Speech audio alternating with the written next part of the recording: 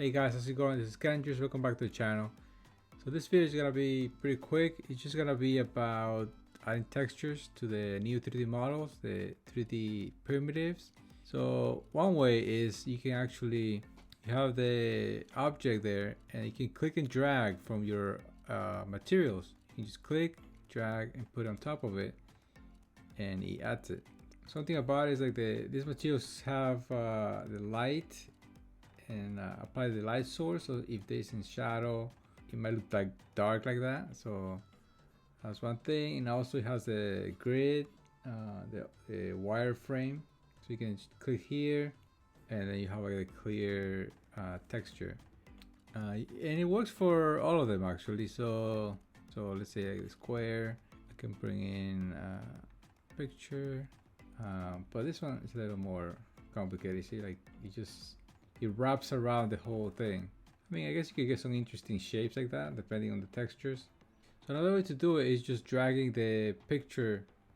So once you have the 3D models here and it's a 3D layer, let's say I delete this, it's like a 3D layer, I can just drag things into it like pictures. So if I do, it will automatically turn it into one of these like the flat 3D plane 3D model.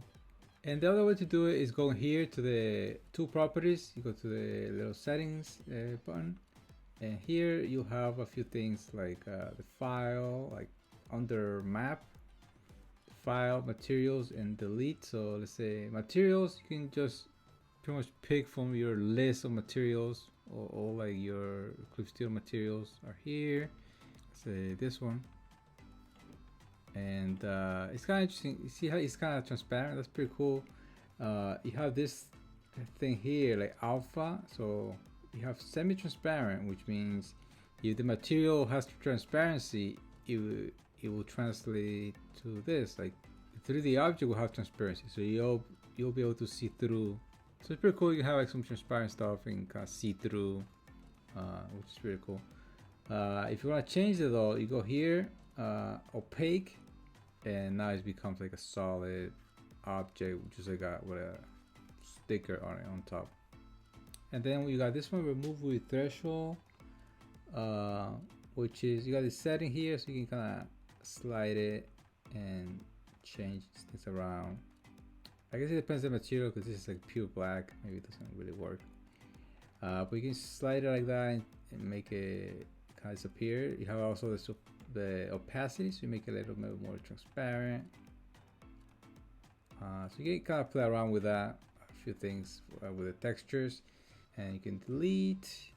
And that was the material and delete. Now this one is the files that you have of textures that are not in the materials, like outside. Let's say I have this brick wall that I found on Google. I add that. Yeah, so you can make the texture pretty cool. So that's it for the video. Hopefully it was useful, and if you guys have any more questions, let me know. I'll try to answer them and make like a quick video about it. Yeah, so that's gonna be it. See you in the next one. Bye.